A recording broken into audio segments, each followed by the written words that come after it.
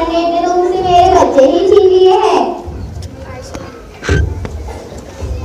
तभी अनवर आखिर होता है।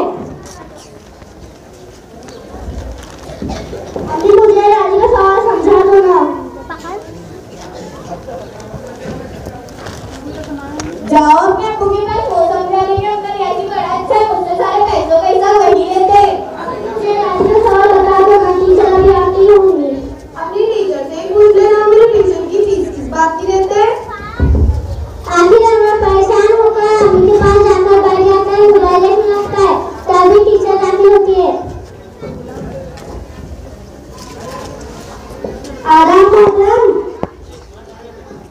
आदाब मोहतरम। आदाब आदाब, बैठिए।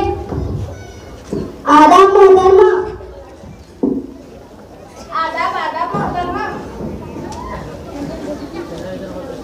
चलो हम दूसरे कमरे में बैठकर पढ़ाई करते हैं।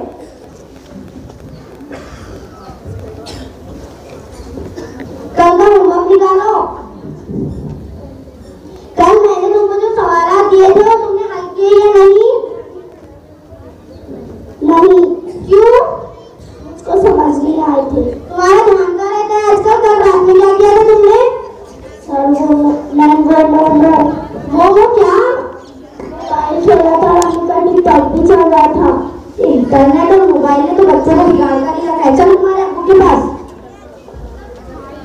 सीन तीसरा, दादा को बहुत ज्यादा खांसी आ रही है, मगर कोई भी ध्यान नहीं देता। दादा खांसता खामोश हो जाते और बेहोश हो जाते।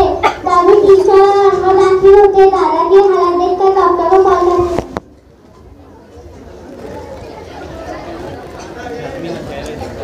हेलो डॉक्टर साहब, आप अजहर साहब के घर जल्दी आए। अजहर साहब, आप अपने वालिद को लेकर अपने बच्चे को। क्या हुआ अनवर को? आपको और आपके खानदान को इंटरनेट और मोबाइल की बीमारी हो गई है। आपके बच्चे को सादे से राजी के सवाल भी करने नहीं आ रहे।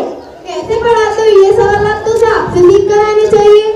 माँ बाप का फर्ज होता है कि अपने बच्चों पर ध्यान दें, ना कि दिन भर मोबाइल में।